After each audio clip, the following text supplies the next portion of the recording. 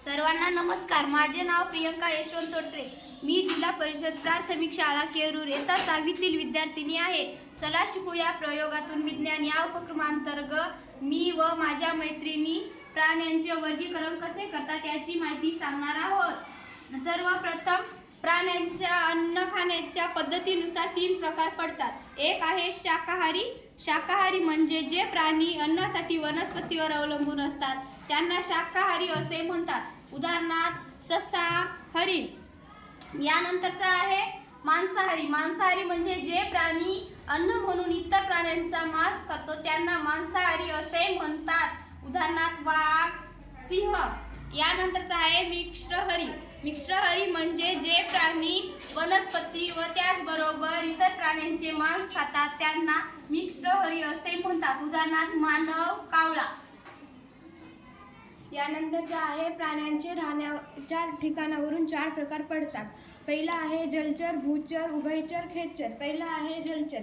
जे सजीव पाण्यावर किंवा पाण्यात राहतात त्यांना जलचर असे म्हणतात. उदाहरणार्थ मासा. दुसरा आहे भूचर. जे प्राणी जमिनीवर राहतात त्यांना भूचर असे म्हणतात. उदाहरणार्थ मानव, सिंह, कुत्रा, मांजर. तिसरा आहे उभयचर. जे प्राणी जमिनीवर त्याचबरोबर पाणी या दोन्ही ठिकाणी राहतात त्यांना उभयचर असे म्हणतात. उदाहरणार्थ कासव, बेंडूक. चौथा आहे खेचर. काही प्राणी विविध ठिकाणी राहतात तरीही हवेत संचार करतात त्यांना खेचर असे म्हणतात. उदाहरणार्थ कावळा, गरुड, चिमणी, फुलपाखरू, मधमाशी. यानंतर आहे पाठीच्या कण्यावरील प्राण्यांचे 2 प्रकार.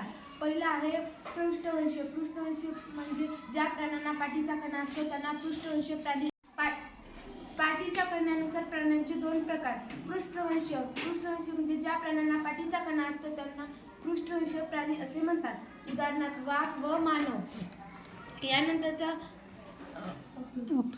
अपृष्ठवंशी. अपृष्ठवंशी प्राणी ज्या प्राण्यांना पाठीचा कणा नसतो त्यांना अपृष्ठवंशी प्राणी असे म्हणतात. उदाहरणार्थ गोगलगाय व गांडूळ. तर यानंतरचा आहे प्राण्यांच्या पुनरुत्पादनानुसार 2 प्रकार. पहिला आहे अंडज, दुसरा जरायुज. अंडज. जे प्राणी अंडी घालतात त्यांना अंडज असे म्हणतात. उदाहरणार्थ मोर, कोंबडी.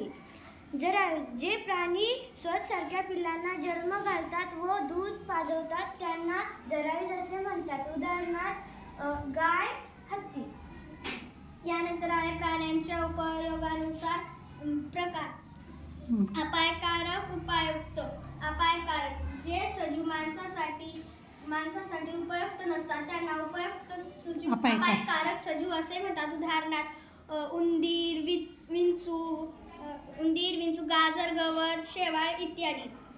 जे सजीव दैनंदिन माणसासाठी उपयुक्त असतात त्यांना उपयुक्त सजीव असे म्हणतात. उदाहरणार्थ गाय, बैल, घोडा, कुत्रा इत्यादी. धन्यवाद. छान. सगळ्यांनी टाळ्या वाजवा.